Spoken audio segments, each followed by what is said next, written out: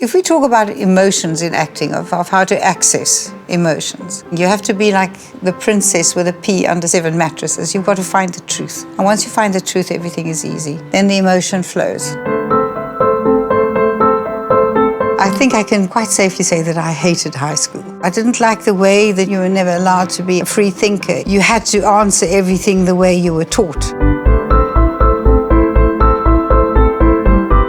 It was as if a sort of golden net had come down, and it was just something amazingly magical that happened in the exchange of energy between the audience and the actors. And I know it sounds all very floaty and esoteric, but it really was tangible.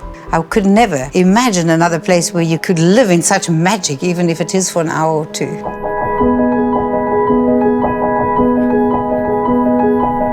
We were living in a very unreal world. It was like swimming through a dirty swimming pool underwater.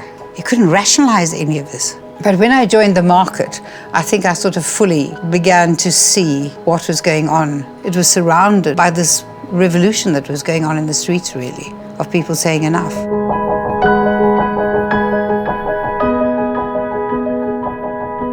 By the time we opened, the letters and the abuse was flooding in, so much so that they kept quite a lot away from me. But what was great was going out into the foyer afterwards and, you know, people coming up to you, black people, Indians, everybody coming up and saying, thank you. Thank you for what you've done, because apartheid had not been scrapped, of course. It was 1985. The relief after 94, it's just been, that's all I can say is I remember that it was just this enormous relief. I think what makes South African people different, for me, is their capacity to forgive. Okay, that's amazing. And now we're going to just try a couple with the hand. And I'll direct you, yep.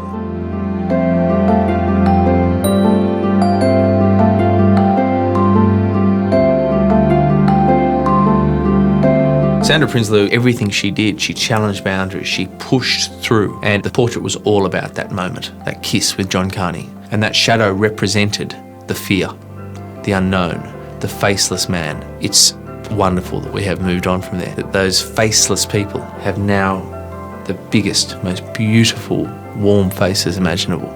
And every single person in this country is recognised.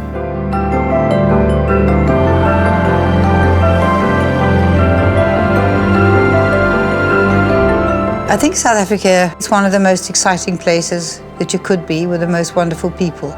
Ordinary people doing the most extraordinary things. And I still don't think that one could live anywhere in the world and have the excitement and the lifestyle that you can have here.